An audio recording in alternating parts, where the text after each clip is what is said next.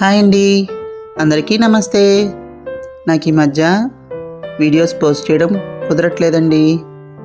కొంచెం health disturbance వల్ల చేయలేకపోయాను. ఇవేమిటి అనుకుంటున్నారా? టేబుల్ మ్యాట్స్ అండి.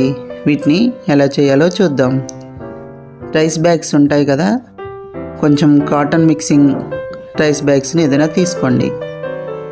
దానికి ఇలా ఒక ప్లేట్ కానీ, నేనైతే ఇలా రౌండ్గా చేస్తున్నాను.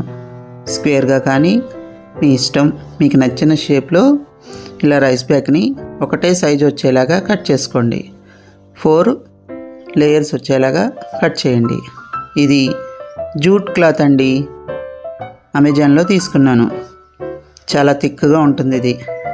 ఈ క్లాత్ని కూడా మనం ముందు కట్ చేసుకున్న ఏదైతే మెజర్మెంట్ ఉందో అదే దాంతో తీసుకుని ఒక లేయర్ కట్ చేయండి.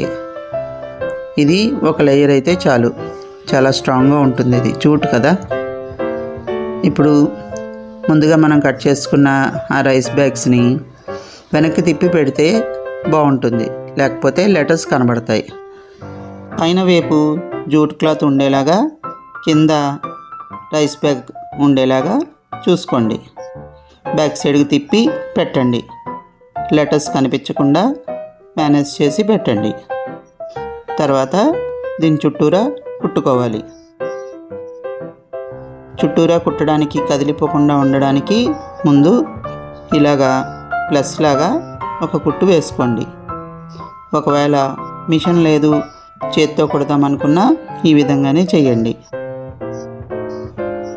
ఇప్పుడు ఇవన్నీ కదలకుండా ఉంటాయి. ఈ కుట్టిన దానిపైన మనం కట్ చేసిన జూట్ క్లాత్ని పెట్టి చుట్టూరా కుట్టుకోవాలి. మొత్తం రౌండ్గా కుట్టేశాను.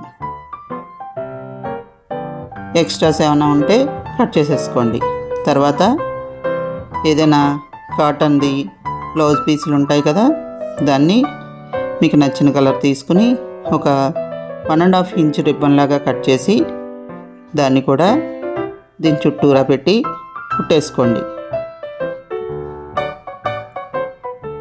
తర్వాత దాన్ని ఇలా వెనక్కి మడిస్తే మనకి చుట్టూరా బోర్డర్ లైన్ వచ్చినట్లుగా వస్తుంది.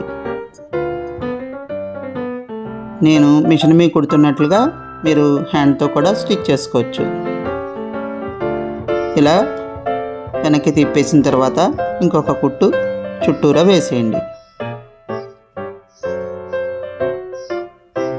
బయట కొనుక్కున్న వాటికన్నా మనం ఇలా ఇంట్లో ప్రిపేర్ చేసినవి చాలా స్ట్రాంగ్గా బాగుంటాయండి.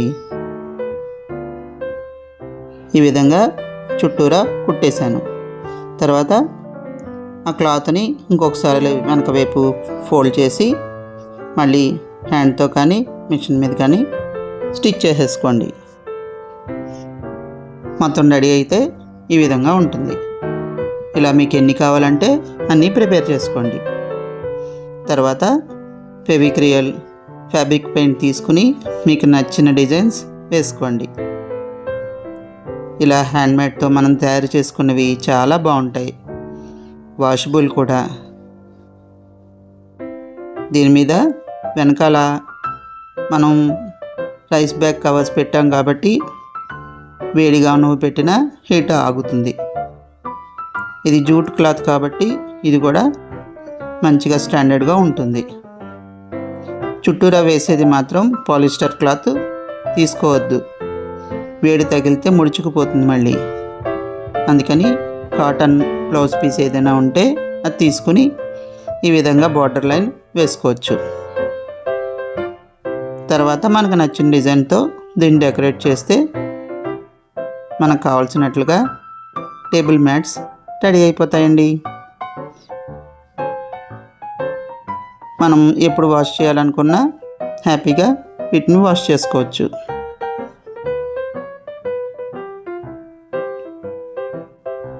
ఇలా రకరకాల డిజైన్లతో దీన్ని డెకరేట్ చేసుకోవచ్చు. ఎన్ని కావాలంటే అన్నీ చాలా ఈజీగా మనం పడేసే రైస్ బ్యాగ్తో ప్రిపేర్ చేసేసుకోవచ్చు. చక్కగా మనకి వద్దు అనుకున్న వాటితోనే మంచిగా యూస్ఫుల్ ఐటెం తయారు చేసుకోవచ్చు కదా. ఇలా నాకు నచ్చిన డిజైన్స్ అన్నీ వేశాను. మీరు కూడా ఈ విధంగా ప్రిపేర్ చేసుకోండి. ఎలా ఉందో నాకు కామెంట్ చేసి చెప్పండి. నా వీడియో కనుక మీకు నచ్చితే please like, share, subscribe. Thank you.